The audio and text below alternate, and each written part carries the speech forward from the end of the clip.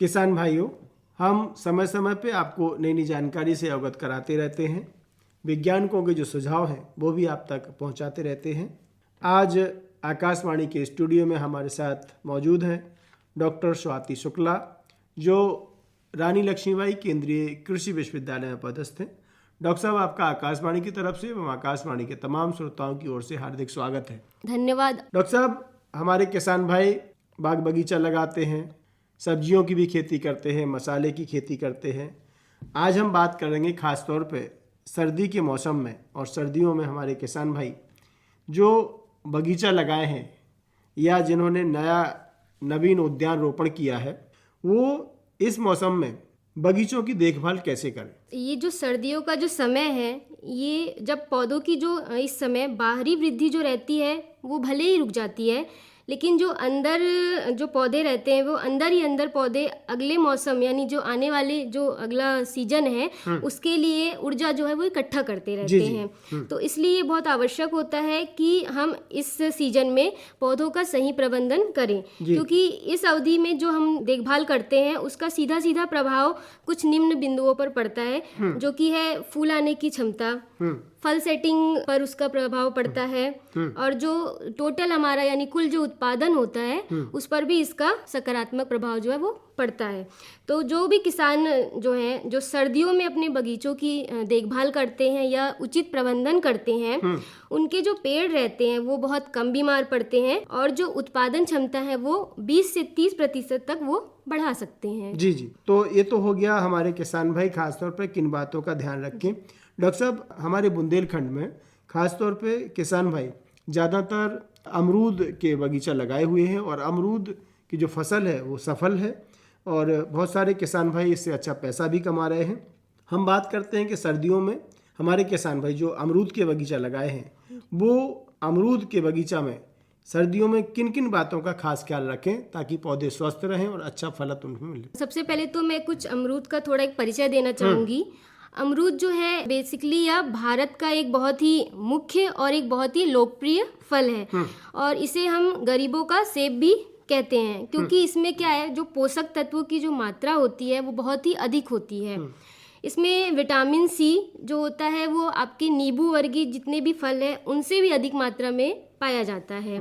और साथ ही साथ जो जैसे कि कैल्शियम है, फाइबर है, जो हमारे शरीर के लिए बहुत ही ज़रूरी होते हैं और जो कैंसर जैसे रोगों से लड़ने में भी हमारे मदद करते हैं, वो इसमें प्रचुर मात्रा में पाए जाते हैं। और साथ ही साथ देश के लगभग सभी राज्यों में इसकी खेती जो है वो होती है, क्योंकि ये बहुत ही कम लागत में अधिक उत्पादन और अधिक मुनाफा देने वाली एक फसल है।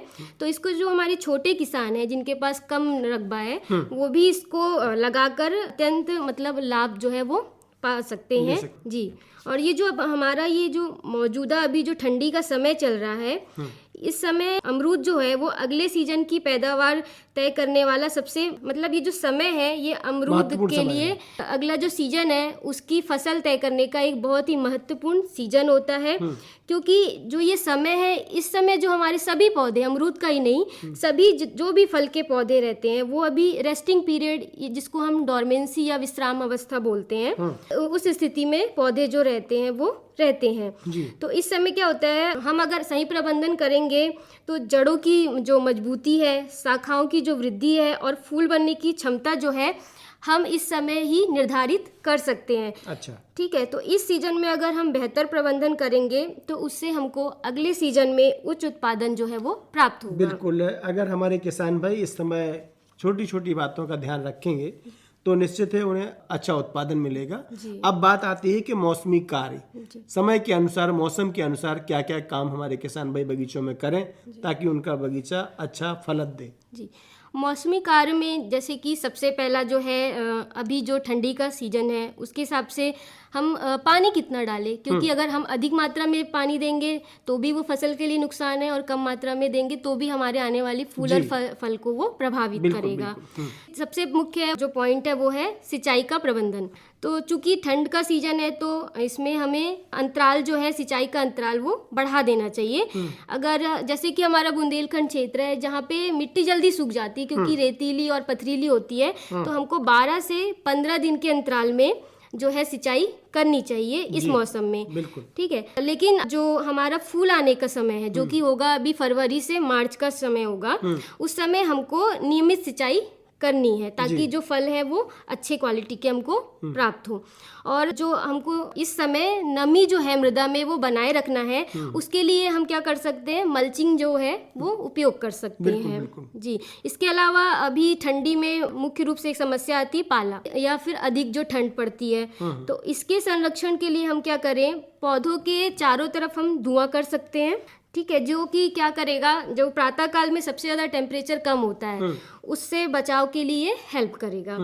इसके साथ ही अगर बरसाती पानी है खेत में या फिर ओस अधिक पड़ रहा है तो उसके जमाव को हमको रोकना है। जी। और साथ ही साथ इस समय में क्या होता है कि फफूंदी है या फंगल जो रोग है उसका भी आक्रमण होता है, तो उससे बचने के लिए हम तनों पर बोर्डेक्स पेस्ट जो है वो लगा सकते हैं, जो कि इजीली और कम पैसों में अवेलेबल हो जाता बिल्कुल है। बिल्कुल। अब एक बात और डॉक्टर साहब आती है, वो है खरपतवार प्रबंधन। जी। इसके लिए हमारे किसान भाई क्या क्या करें?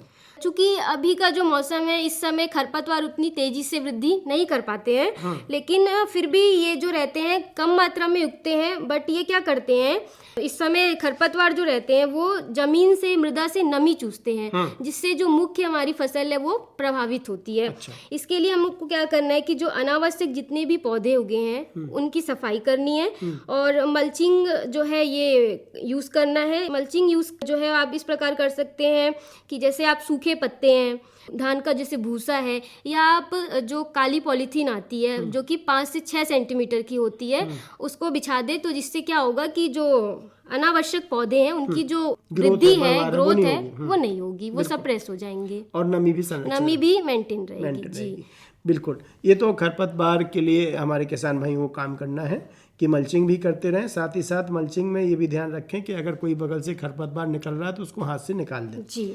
अब बात आती है पोषण प्रबंधन की। हमारे किसान भाई पौधे को क्या क्या पोषण दें ताकि जो माइक्रो न्यूट्रिएंट हैं वो समय से पौधे को मिले, बढ़वार अच्छी हो और साथ ही साथ फलत भी उसमें अच्छी है। चूँकि जैसा मैंने पहले ही बताया, ये जो मौसम है ये अमरूद की जो बहार, जिसको हम बहार यानी फ्लावरिंग सीजन जो बोलते हैं, उसकी न्यू है ये जो अभी ठंडी का मौसम है, जिससे हमको बसंत ऋतु में अच्छी क्वालिटी के फ्रूट जो है वो या फल जो है वो मिलेंगे। तो इसके लिए हम जो है खाद और उर्वरक की कुछ मानक मात्रा है जो हम प्रति पौधा प्रति वर्ष जो है वो हमको उपयोग करना है या पौधों को देना है।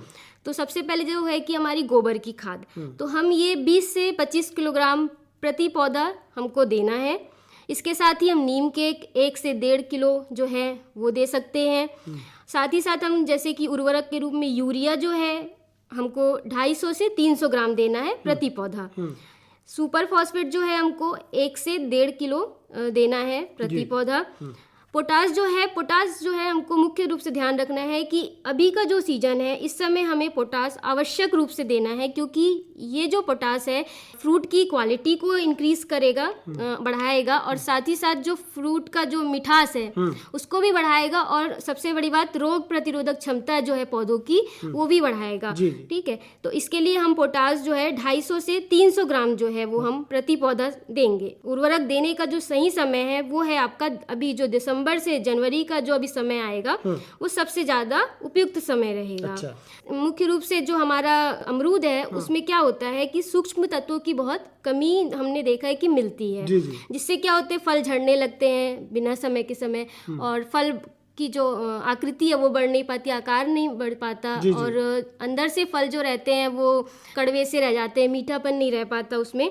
तो इसके लिए हमको जिंक सल्फेट जो कि जिंक की कमी को पूरा करता है, तो हम क्या करें, जिंक सल्फेट 25 से 30 ग्राम 0.5% की दर से हमको इसको देना है।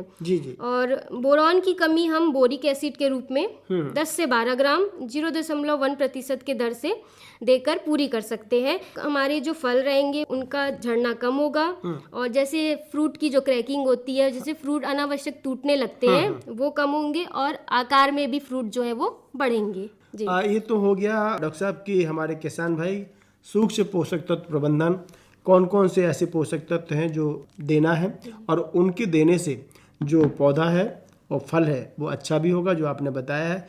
अब बात आती है हमारे किसान भाई, जब फल बाजार में ले जाते हैं तो ग्रेडिंग करते समय किन बातों का ध्यान रखें? क्योंकि मंडी में जब जाते हैं होता क्या है कि हमारे किसान भाई छोटे बड़े सब एक साथ फल ले जाते हैं, तो ग्रेडिंग करते समय किन बातों का ध्यान रखें? जी, कुछ मुख्य इम्पोर्टेंट जो पॉइंट है वो मैं आपको बता देती हूँ। सबसे पहला, तुड़ाई का समय कौन सा सही होता है। बिल्कुल। जो अर्ध पकाव अवस्था, जिसको हम हाफ मैच्योर ग्रीन स्टेज बोलते हैं, उस समय आप तोड़ें। और अगर आप पूरी तरह पका फल तोड़ेंगे तो वो जल्दी खराब होंगे और उसमें मार्केट रेट आपको मिलेगा नहीं। बिल्कुल। और कोशिश करें कि आप सुबह के समय फ्रूट को तोड़ें, क्योंकि उस समय तापमान बहुत कम रहता है और फलों की जो सेल्फ लाइफ है वो आपकी बढ़ेगी। जी जी। इसके अलावा ग्रेडिंग का मैं बता देती हूँ। A, B, C ऐसे ग्रेडिंग होते हैं, जिसमें कि वजन और आकार के हिसाब से ग्रेडिंग और छटाइयाँ जो वो होती है। तो नॉर्मली 150 से 200 और 200 से 250 ग्राम का जो फल रहता है वो A और B के ग्रेड में हम लेते हैं जी। और जो चोट लगे हुए कुछ कटे फटे फल हैं वो अलग कर दें, क्योंकि ये बाकी फलों को भी आपके खराब कर देंगे। जी जी। तीसरी चीज़ है जो आप कर सकते हैं, सफाई और धुलाई।